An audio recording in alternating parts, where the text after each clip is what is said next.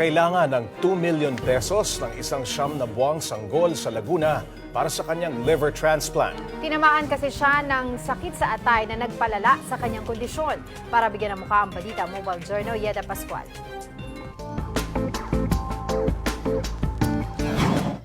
Oras ang kalaban para maisalba ang buhay ng isang sanggol mula San Pablo, Laguna. Ilang buwan na lang kasi ang nalalabi para siya ay maoperahan.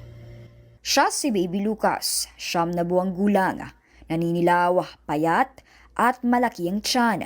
Ipinanganak ang sanggol na may sakit sa atay na kung tawagin ay choledochal cyst. Isa siyang congenital dilation or pagluwag ng bile duct. Yung bile duct, yan yung tubo ng atay na nagdadala ng bile from the liver to the intestines, no? Yung junction ng bile duct tsaka pancreatic duct, imbis na sa baba, nasa taas.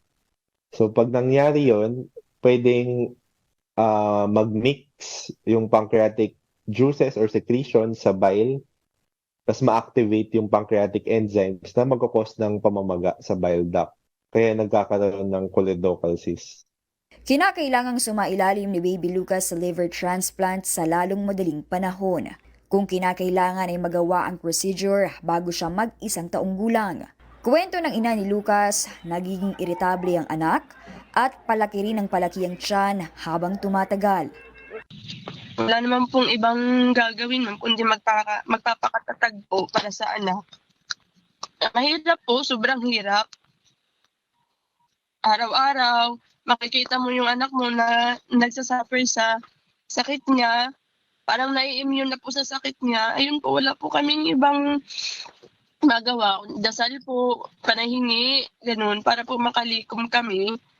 3 buwan na lang bago mag-1 taon si Baby Lucas. Pero si Leia hindi nawawala ng pag-asa.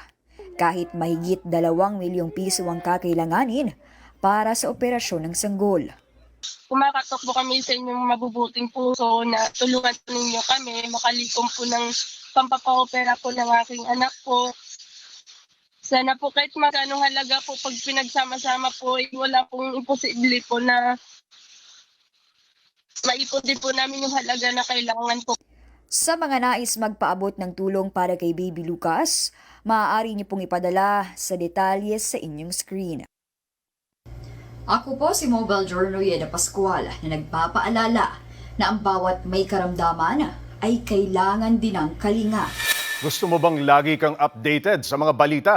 Aba, ay simple lang. Mag-subscribe ka na dito sa 1PH. I-click mo lang ang subscribe button at notification bell para hindi ka nahuhuli sa mga balitang dapat mong malaman.